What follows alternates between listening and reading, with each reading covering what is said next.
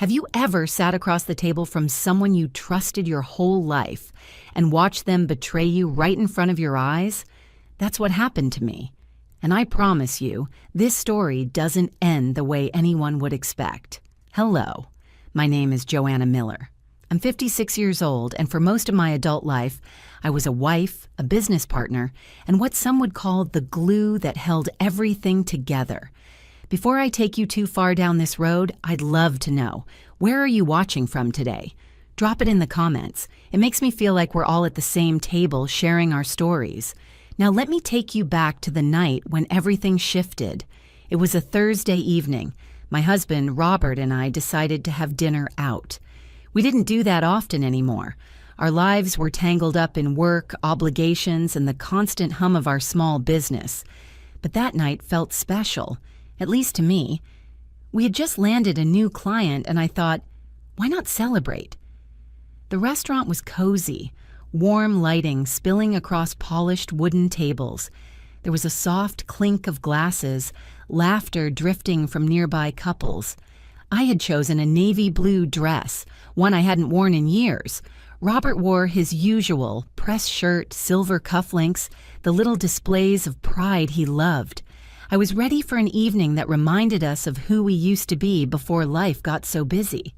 I wanted to look across the table and see the man I fell in love with 35 years ago, but that's not what happened. Our waitress arrived, a young woman. Couldn't have been more than 25.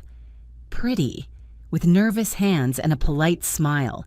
She introduced herself, and before I could even finish ordering, Robert leaned in, flashing that grin of his. The grin he used to save for me. "Well, aren't you a breath of fresh air?" he said. His voice dropped into that lower, playful tone. "How do they let someone like you work here? Must make it hard for anyone to concentrate on their meal." The waitress gave a strained laugh. She didn't know what to do. She kept glancing between us as though looking for an escape route. I sat frozen for a moment, my fork hovering above the bread basket. Robert carried on, oblivious to her discomfort, complimenting her hair, asking if she was in school, even brushing his fingers lightly against her hand when she set down his water glass.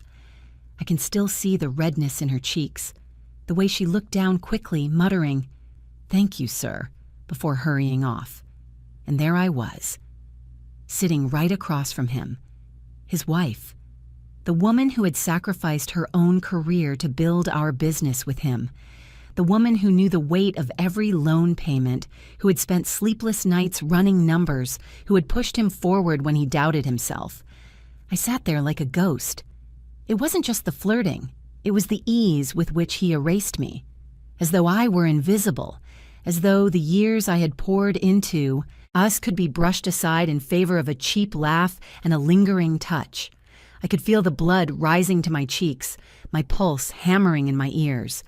Part of me wanted to slam my hand on the table, to demand he stop humiliating me.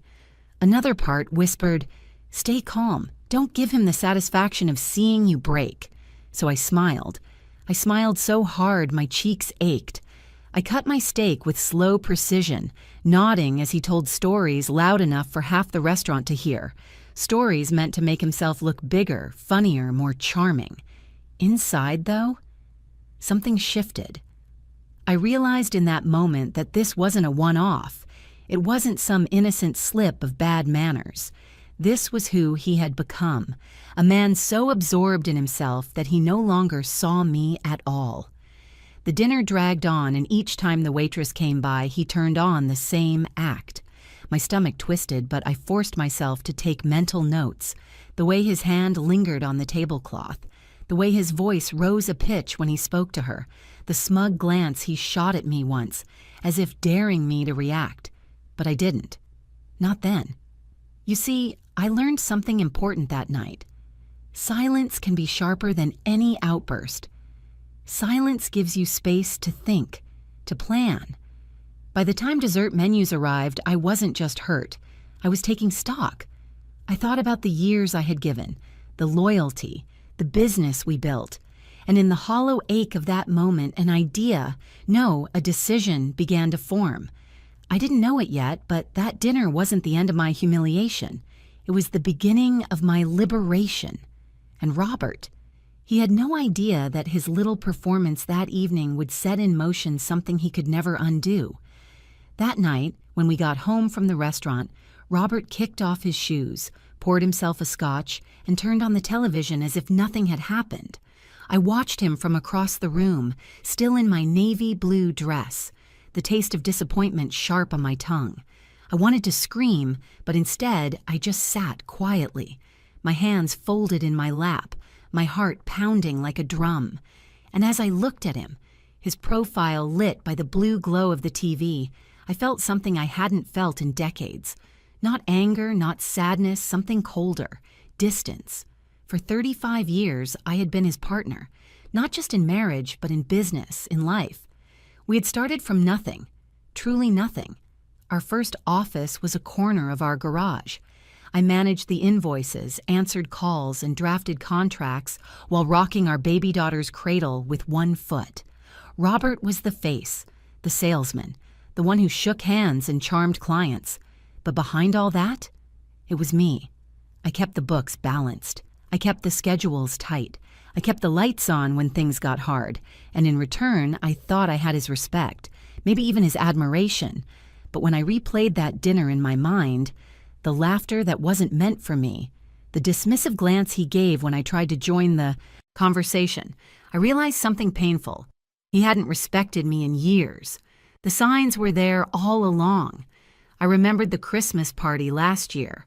I had arranged everything, catering, decorations, even little gift bags for the employees.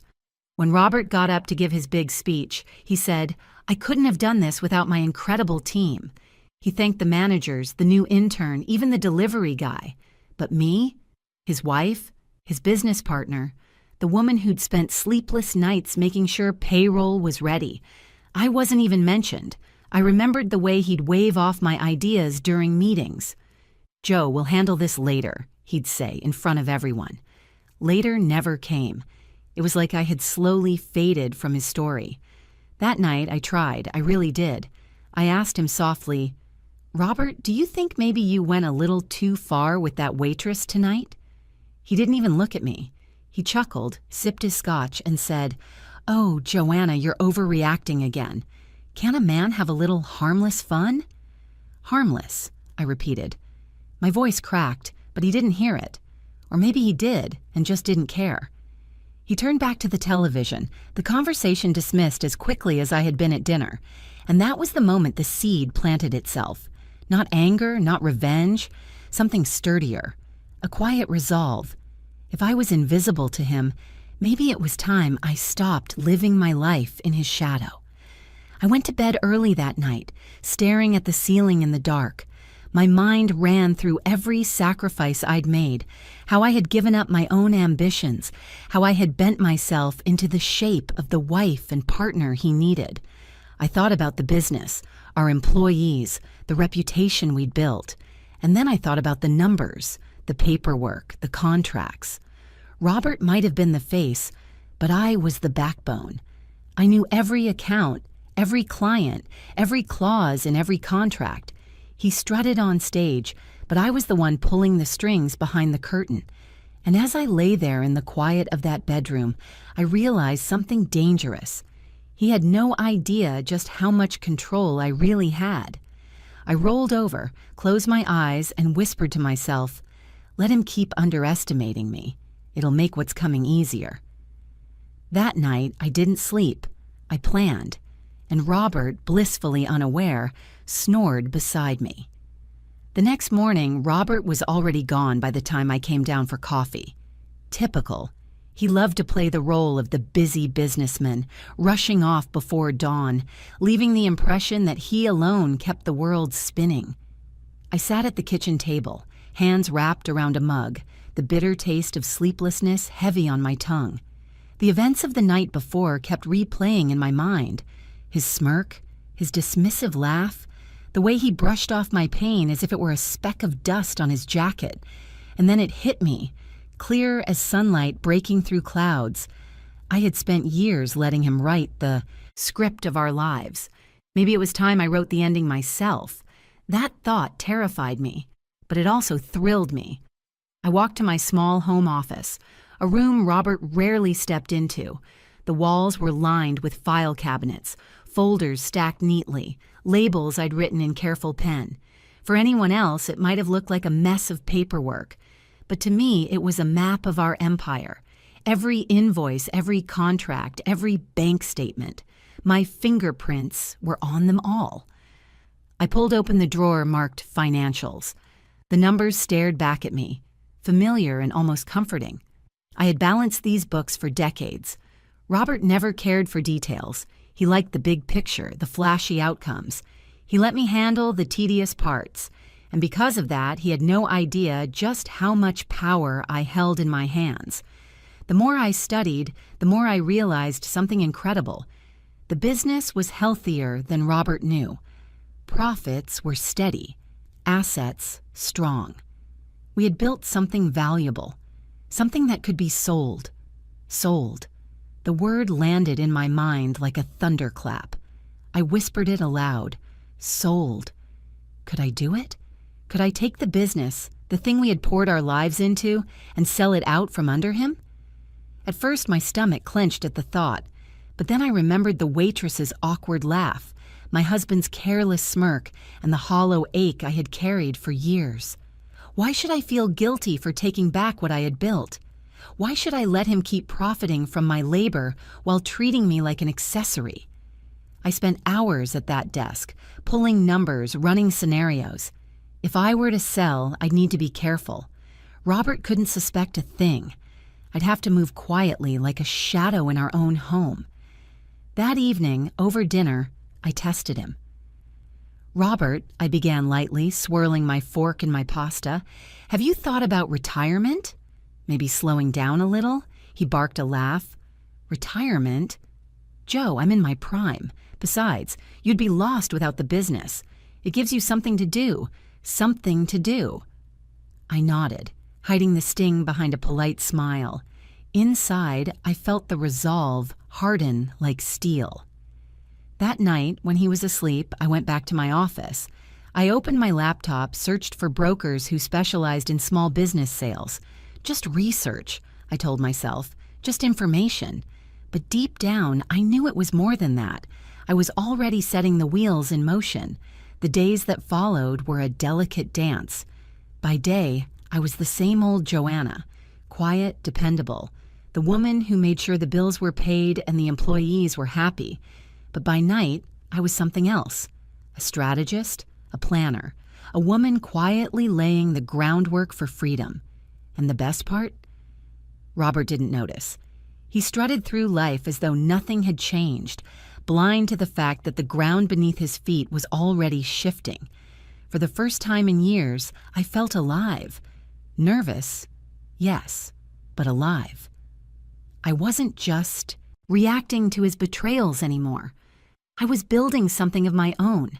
And every secret phone call, every hidden email, every spreadsheet tucked neatly back into its folder, it all brought me closer to the moment when Robert would realize that the wife he had dismissed for so long was not invisible at all. I was the storm he never saw coming.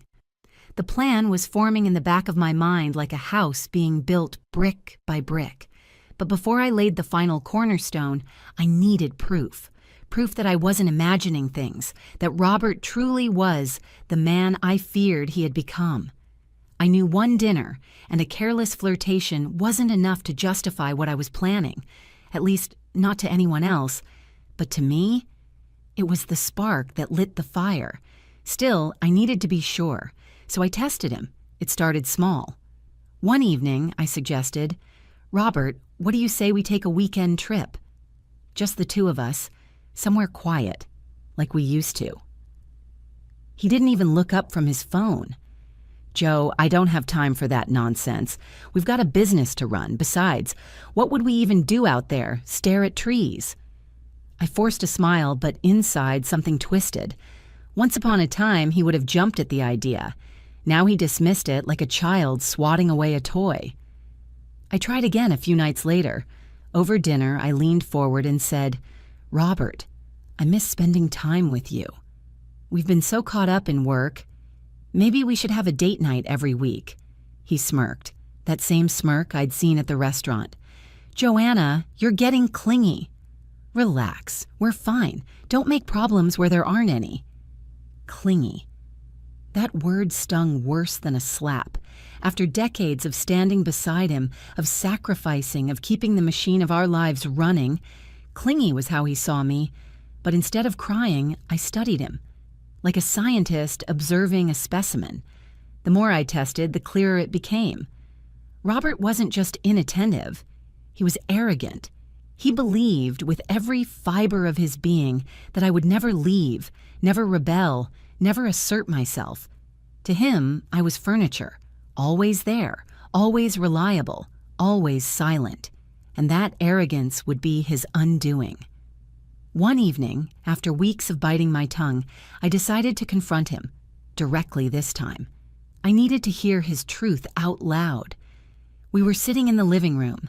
He was nursing his scotch, watching the news. I turned off the TV with the remote, holding his gaze.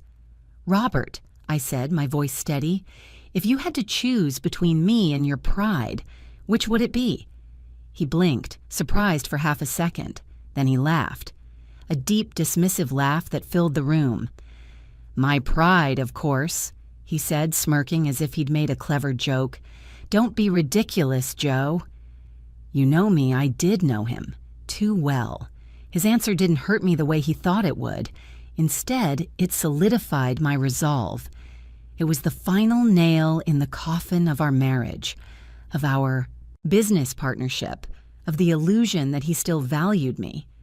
I sat back, calm as a lake. "Thank you," I said softly. He frowned. "For what?"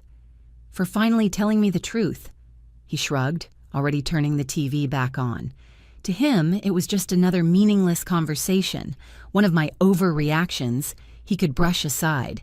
He didn't see the steel behind my words, the quiet determination settling into my bones.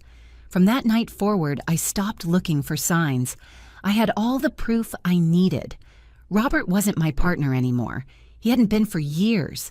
And if he couldn't see me as his equal, then he didn't deserve what we had built together. The decision was made. The tests were over. Now it was time to move from planning to execution. And when I finally made my move, Robert would never see it coming. Once I had Robert's answer, that his pride outweighed me, it was as though a switch flipped inside me. The tests were over. I no longer needed his validation, his excuses, or his lies. What I needed was freedom, and I knew exactly where to find it. The business, that little empire we had built from nothing, the place where every brick and beam bore the imprint of my sacrifices. Robert thought it was his kingdom. But in truth, I held the keys. I began quietly making calls. Brokers, accountants, attorneys, all under the guise of routine business matters. No one suspected a thing. After all, I was the one who had always handled the details. Robert left that work to me, bored by numbers and paperwork. His ignorance was my camouflage. The first time I sat across from the broker, my hands trembled slightly under the table. The man was polite, middle-aged, with sharp eyes that seemed to read more than I was saying. "You're certain your husband is on board with this?" he asked carefully. I smiled. "We've discussed many options," I said smoothly, "and I'm just exploring what makes the most sense for us both." It wasn't a lie. Robert had always talked about options, though in his mind they usually involved golf courses and younger women laughing at his jokes. He'd never once considered what I might want. As the process began, I felt both exhilarated and terrified. Each phone call was a gamble, each document I signed a step further from the life I had known for decades. I hid everything in plain sight, files tucked neatly into folders Robert never touched, emails deleted before he could ever glance at the computer. At night, when he snored beside me, I lay awake rehearsing every move like a chess player 3 steps ahead. There were close calls. Once Robert nearly walked into the room while I was on the phone with a potential buyer. I slipped the receiver down, heart pounding, and asked him if he wanted coffee. He grumbled yes, and just like that, the moment passed. Another time, he caught me studying financial documents at the kitchen table. "Joe, you're always buried in numbers. Why? Don't you let me worry about the big picture, huh?" I smiled sweetly. "Because someone has to make sure you look good, dear." He laughed, completely missing the double edge in my words. Weeks turned into months, and the plan gained momentum. Offers came in. Negotiations stretched late into the night. I scrutinized every line, every clause. This wasn't just a sale. It was my escape route, my lifeline. Finally, the day came when the papers were ready to sign. I sat at the long oak table in the attorney's office, pen in hand. My reflection stared back at me from the glossy wood, a woman who had given 35 years to a man who treated her like an afterthought. The pen hovered for a moment. My chest tightened. Was I really about to sever the cord tying me to the life I had known for so long? Then I remembered the waitress's uncomfortable laugh, Robert's smirk, his words, "You're getting clingy." I signed. The ink flowed smoothly across the page, like the closing of a door. By the time I left that office, the business was no longer ours. It was mine. And soon, not even that. The funds were transferred into an account under my name only, secured where Robert couldn't reach them. It was a strange feeling walking back into our home that evening. Robert greeted me with his usual distracted smile, poured himself a drink, and asked about dinner.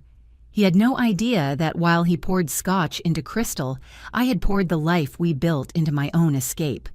But I wasn't cruel. I couldn't simply vanish without leaving something behind. So I wrote him a letter. I placed it in a sealed envelope, tucked neatly in the desk at the office he rarely visited. On the front, in careful script, I wrote his name. Inside, I told him the truth in the simplest words possible. "You flirted with a waitress while I sat there. You've been flirting with life while I built it. I took back what's mine. Don't look for me." Then I set the envelope aside, knowing the day would come when he'd find it. And when he did, the empire he believed was his would already be gone. The night I signed those papers, I barely slept. Not because I was worried, but because for the first time in decades, I felt something foreign coursing through me. Freedom. I had the funds secured, the letter written, the business sold. Now there was only one step left: to disappear. I waited a few days. I wanted everything finalized, every transfer complete before I made my move. During that time, I acted as though nothing had changed. I cooked Robert's dinners. I nodded when he rambled about his big plans for the future. I even kissed him goodnight. But inside, I was already gone. One Friday morning, I woke before dawn. The house was quiet, Robert still asleep, his steady snore rumbling down the hallway. I slipped into the closet and pulled out a single suitcase. Just one. I didn't want clutter. I didn't want baggage, literal or otherwise. A few clothes, my passport, some family photographs that meant something to me, not to him. I walked softly through the house, pausing in the kitchen for a final cup of coffee. I sat at the table, staring at the steam rising from the mug, and felt no sadness, only relief. Before I left, I placed my wedding ring on the counter, not out of spite, out of closure. That chapter was finished. Then I carried my suitcase to the car, slid behind the wheel, and drove. I didn't look back at the house. I didn't glance at the driveway. I didn't give myself the chance to second guess. I drove straight to the train station in the next city over. Robert would assume I'd taken the car somewhere for errands, maybe visiting a friend. He'd never imagined me boarding a train with a one-way ticket. As the train pulled away, I pressed my forehead against the cool glass of the window. Fields and houses blurred into streaks of color. My chest loosened, as though years of weight had suddenly lifted. I had chosen a coastal town Robert always hated. Too quiet, he used to say whenever I suggested it for vacations. That was exactly why I went there. Quiet was what I needed, quiet and distance. When I arrived, I rented a small apartment above a bakery. The first night, I opened the windows and let the scent of bread and salt air wash over me. I unpacked slowly, carefully, making the space my own with just a few touches. A framed photograph of my daughter, a vase of fresh flowers from the market. The next morning, I woke up at sunrise and walked down to the shore. The sand was cool beneath my feet, the gulls crying overhead. For the first time in decades, I wasn't Robert's wife. I wasn't half of a business. I wasn't invisible. I was just Joanna, and I liked her. I began to build new routines. Morning walks by the sea, afternoons with a book at a little cafe where the owner quickly learned my name. Conversations with strangers who knew nothing about my past, who didn't look at me through the lens of Robert's shadow. Every day I felt myself growing stronger, lighter, more alive. There were moments of ache, of course. 35 years is a long time to let go of, even when it's broken. Sometimes at night I would roll over and expect to hear Robert snoring. Sometimes I caught myself reaching for the phone to share a piece of news before remembering I had no reason to. But those moments faded quickly, replaced by something far sweeter. Peace. And back home, Robert had no idea where I was. I imagined the scene often. Him walking into the office, only to find strangers sitting at his desk. Him rifling through papers, confused, angry, then finding the envelope with his name on it. His pride, his arrogance, his certainty that I'd always be there, shattered in a single moment. But I didn't linger on that thought for long, because my story wasn't about him anymore. It was about me. And in the quiet of that seaside town, with the waves rolling in and the gulls crying overhead, I finally understood something. Disappearing wasn't running away. It was stepping into the life I should have claimed years ago. I had been gone for nearly a week when I imagined the moment Robert would finally walk into the office. It played in my mind like a film I'd seen too many times, each frame sharp with detail. He'd stroll in with that puffed-up confidence of his, expecting the world to bend around him. He'd nod at the employees, glance at the calendar, and settle into his chair, only to find someone else already sitting there. I pictured his frown, his confusion, his voice growing sharp. What the hell is going on here? And then the truth would unravel. The business wasn't his anymore. The papers were signed. The sale was complete. Everything he thought he owned, gone. I could almost hear the crack in his voice when he asked for me. But I wasn't there.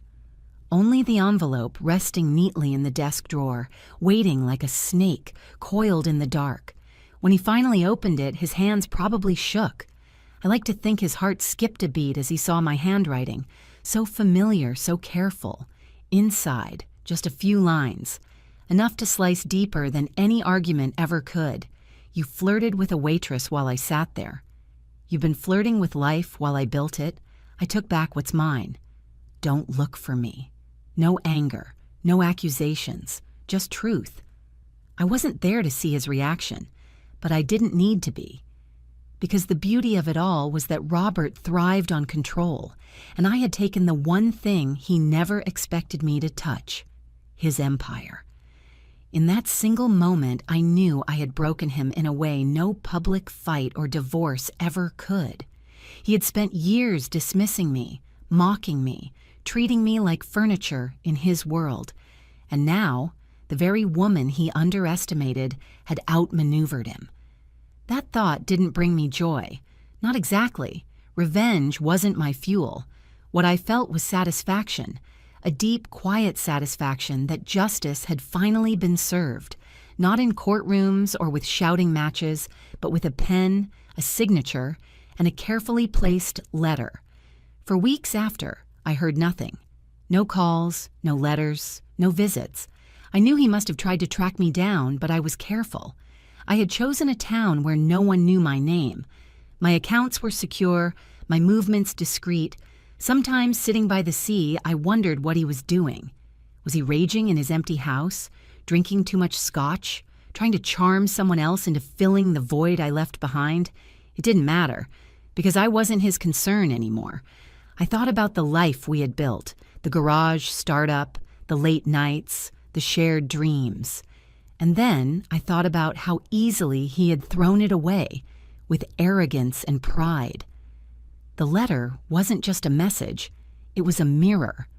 For the first time in his life, Robert had to look at himself without me there to soften the edges. And maybe, just maybe, he realized that the waitress at the restaurant had been the least of his mistakes.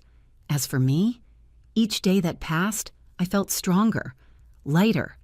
I wasn't living for revenge. I was living for myself. Still, I won't lie to you. Part of me took comfort in knowing that somewhere out there, Robert had to wake up every morning and face the reality I had created.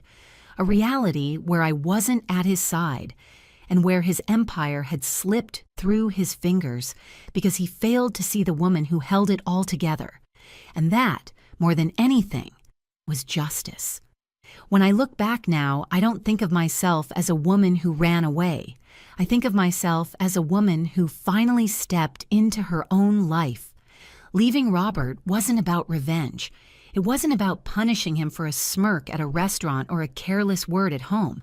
It was about reclaiming the years I had given, the effort I had poured, and the dignity he had stripped away piece by piece. I was 56 when I walked out that door. Some people would say that's too late to start over. But I'll tell you something. It's never too late. Life doesn't hand out expiration dates for happiness. Yes, it was terrifying. Yes, I still had nights when I woke up and wondered what he was doing or if he ever truly understood what he had lost. But fear fades, and regret fades too. What stays is the peace of knowing I chose myself. I learned that we don't have to stay invisible just because someone else refuses to see us. We don't have to shrink ourselves to fit into a marriage, a business, or a life that no longer honors us. And to you, the one listening right now, maybe you've been dismissed, overlooked, made to feel small. Maybe someone has convinced you that your role is to support, to sacrifice, to stay quiet. Let me tell you, you are more powerful than you know. And sometimes it takes one act of courage, one decision, to remind the world and yourself of who you really are. So I'll end with this. Don't wait for someone else to value you. Don't wait for someone to hand you your worth. Take it back, because you are never too old, too late, or too invisible to change your story. Now tell me, if you were in my shoes, what would you have done? I'd love to hear your thoughts.